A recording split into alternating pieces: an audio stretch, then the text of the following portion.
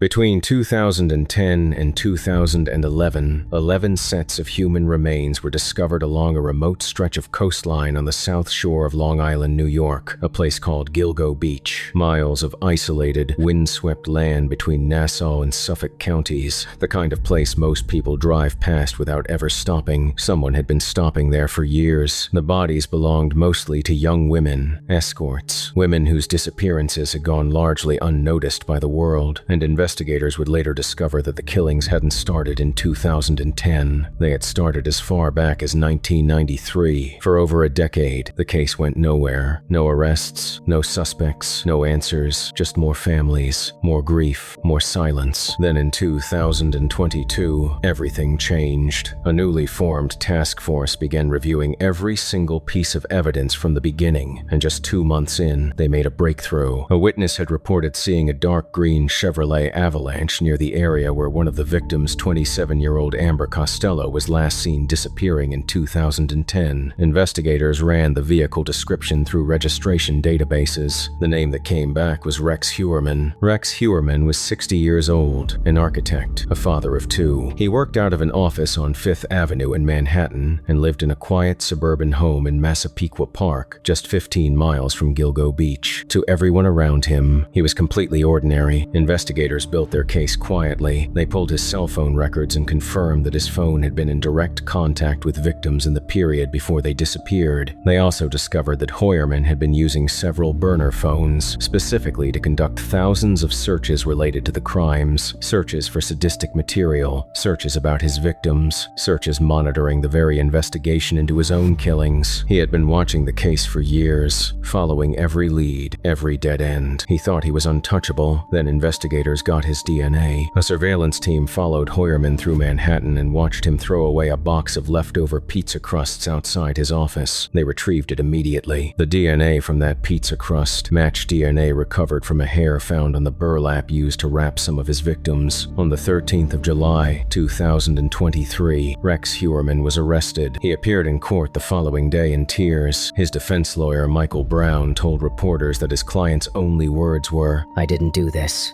He pleaded not guilty. But what investigators found on his devices told a very different story. On Heuermann's hard drive, they found a massive Word document, a detailed, methodical planning document in which Rex had written out the murders of his victims in explicit detail. Every step, every stage, before the killing, during, and after. The document included checklists, specific tasks he needed to complete to avoid getting caught: burn the gloves, dispose of photographs taken of the victim, have an alibi prepared, have a story ready for his family. He had also written about the importance of getting enough sleep before a killing to maximize what he referred to in his own words as playtime. Investigators believe Heuermann committed his crimes specifically during the periods when his wife and children were out of town, behind the closed doors of a quiet suburban home. He had been planning this for decades. And then, something else surfaced. Online users discovered a Google Street View image taken more than a year before his arrest, showing Heuermann standing near his office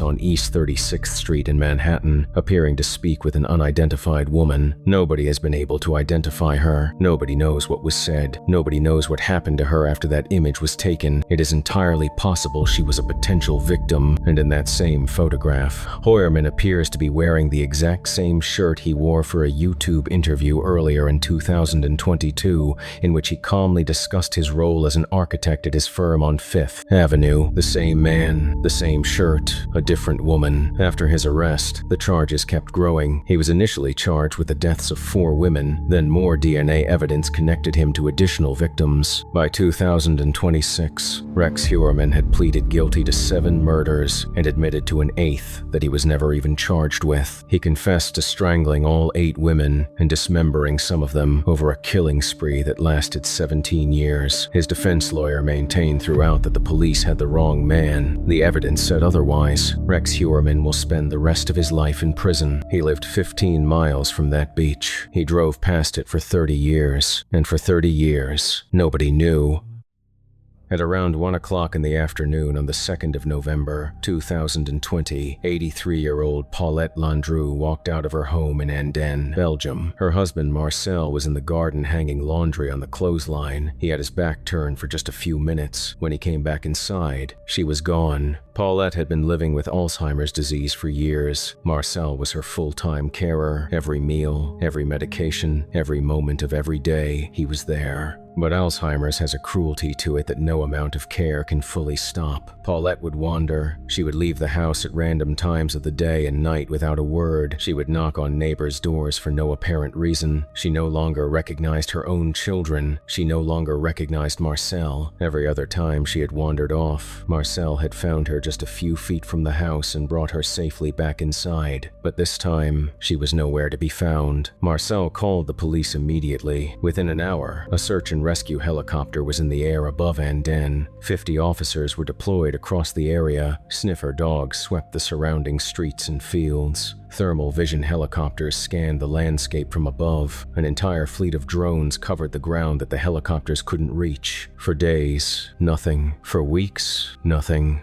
For months, nothing. The search was eventually called off, and after nearly 2 years with no answers and no trace of Paulette anywhere, her family made peace with the most likely explanation: that she had wandered in a confused state toward the Meuse River, which ran just a short distance behind their garden, and never came back out. In October of 2022, just as the police department was preparing to formally close the file on Paulette's disappearance, one investigator decided to make one final attempt. He pulled up Google Maps on his computer and searched for the address of Paulette's home on Rue Repi, and what he found on the screen stopped him cold. There on Google Street View, captured by a passing Google Maps car on the exact day Paulette disappeared, was an image of an elderly woman in a white jumper and black trousers crossing the road outside her home, walking slowly, alone, heading in the direction of her neighbor's garden directly across the street. And in the same image, on the far right of the frame, just barely visible in the background, was Marcel, standing in the garden, hanging the laundry, his back turned, completely unaware that he was watching his wife walk away for the very last time. The case was immediately reopened. Police were sent back to the area, this time focused entirely on the neighbor's property across the road and at the bottom of a steep hill directly below the neighbor's garden. They found Paulette. She had been there for nearly 2 years, less than 100 meters from her own front door. The autopsy confirmed that she had fallen from an unenclosed section of the neighbor's garden and died shortly after from her injuries. She had not fallen into the river. She had not wandered far. She had simply crossed the road. In another wave of confusion caused by her Alzheimer's disease, climbed into a neighbor's garden and fallen. 50 officers, thermal helicopters, sniffer dogs, drones, and she was right there the entire time. One question that still haunts everyone who hears this story is how? How did 50 officers and multiple helicopters with thermal cameras fail to find a woman lying at the bottom of a hill less than 100 meters from her own home? Nobody has ever given a satisfactory answer to that. What makes this case truly eerie is that the Google Street View image that solved it was taken at the exact moment she walked out of that door, not 10 minutes before, not 10 minutes after. The exact moment, 10 seconds earlier, and she would still be standing in her driveway.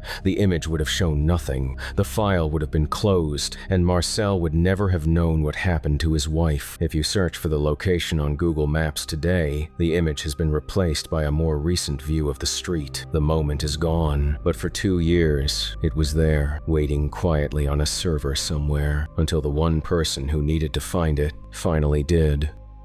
On the night of the 11th of October, 2006, 72-year-old David Lee Niles walked into Jake's Bar in Byron Township, Michigan, a place he visited regularly, a place where people knew his face and his name. He sat down with a friend, had a brief conversation, then abruptly got up and left. He told his friend he was in a lot of pain. That was the last time anyone ever saw David Lee Niles alive. David had been diagnosed with cancer earlier that year, and those who knew him understood that the illness had hit him harder than most, because even before the diagnosis, David had struggled deeply with depression for years. The cancer had only made things darker. When his family failed to reach him in the days that followed, they reported him missing. A statewide search was launched across Michigan. Officers checked hospitals, checked shelters, checked every road in the surrounding area. They found nothing. As the months passed, and then the years, hope slowly faded. In 2011, his family published an obituary for him online. It read, "David Lee Niles, age 72, of Wyoming, passed away and only God knows the time and place." They had no body, no answers, no closure. The case went completely cold. Then, on a Monday morning in November of 2015, 9 years after David disappeared, an employee of the Cook Funeral Home in Byron Center named Brian Hausman was outside decorating a Christmas tree on a lift. The funeral home was less than a mile from Jake's bar. As he reached the top to put up the star, something in the nearby pond caught his eye, something below the surface of the dark, murky water. All of a sudden it's like, whoa, there's a car out there, he later recalled. No one could ever see it. It was murky and things moved around. He called the police immediately. Officers pulled up Google Maps, and from the satellite view, they could see exactly what Brian had seen, the faint but unmistakable outline of a car roof sitting at the bottom of that pond, visible from above the entire time. For 9 years, a dive team confirmed it the following morning. A wrecking crew pulled the car from the water. Inside, investigators found skeletal remains in the driver's seat and a wallet belonging to David Lee Niles. DNA testing formally confirmed the identification days later. The car had been sitting in that pond since the night David left Jake's bar, less than a mile from where he was last seen, hidden from everyone on the ground by nothing more than dark water and a thick layer of algae on the windows. 9 years, 50 feet from a road, and nobody knew. Investigators found no evidence of foul play. What exactly happened in those final minutes between David leaving that bar and his car ending up at the bottom of that pond, nobody can say for certain. What we do know is this: a man who was quietly carrying more pain than most people will ever understand walked out of a bar one October night and was gone.